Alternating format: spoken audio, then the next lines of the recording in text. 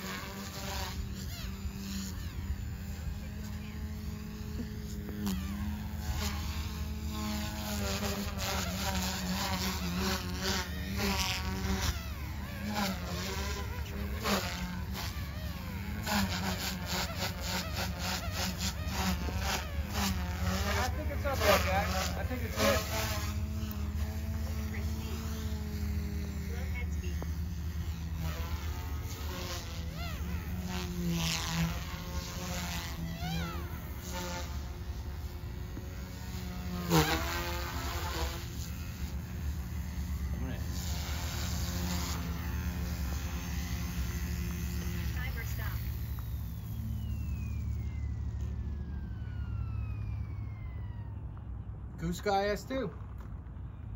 Highly recommended.